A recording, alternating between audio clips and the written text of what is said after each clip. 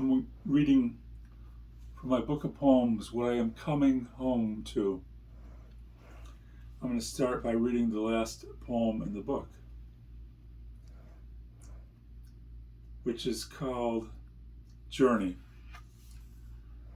Life is a journey we must make on foot.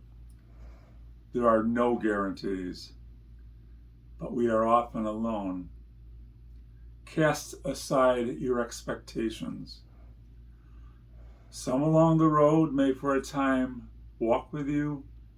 Cherish them. You do not know when they too will leave, or you will leave them. See the journey. And my next poem is the first poem in the book, which is called Magnolia.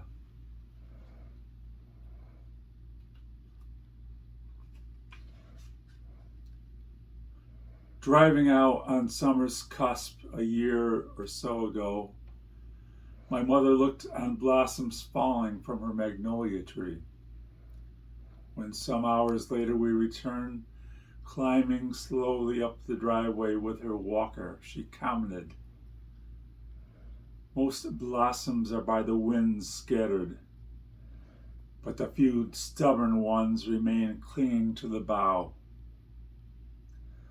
I am like those stubborn ones."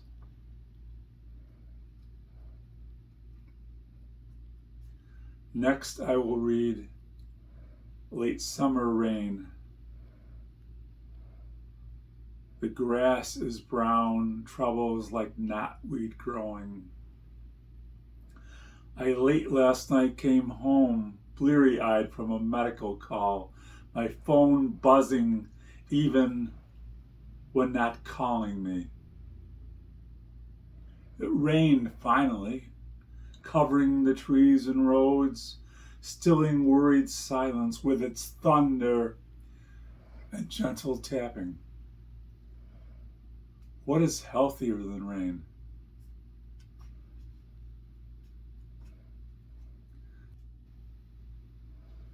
The next poem is called After.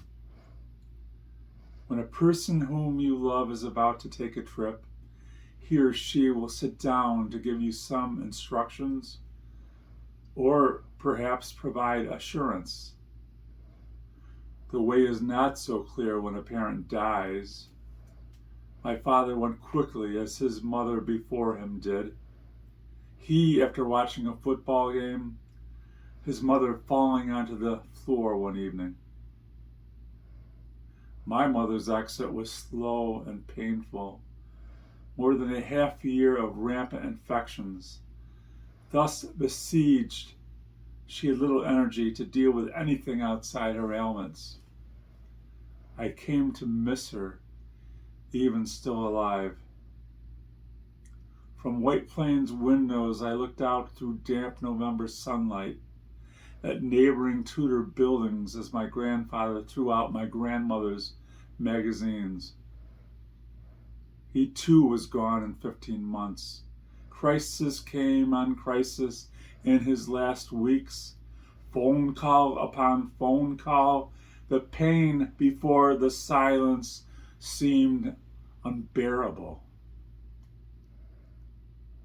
Who prepares us for that silence? What roadmaps are we left with? After my father so quickly passed, I longed to say goodbye, in response to which my mother reminded me of the times we to the hospital rushed him, of words exchanged in ER's waiting. To make roadmaps, we can but piece together thoughts they shared with us through multitudes of times. So we go about the business of our lives, as our parents before us managed upon their parents' passing, until they too were by the earth released. We continue in the field digging, nodding always to the leaf, so fragile on the bough. And finally, I will read on a hill. My dreams are quiet now. My parents most often are together. My father joking, my mother more serious. I remember Paul's father's funeral, being ripped as Jack seemed from life's prime. Those gathered were in numbers large in grief and tense.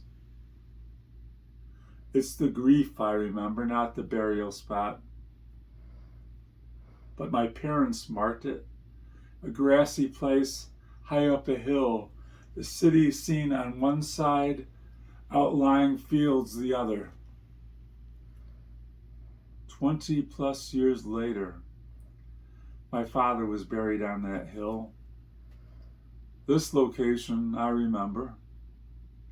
We would go there, my mother, wife, and I, on Memorial Days the following years.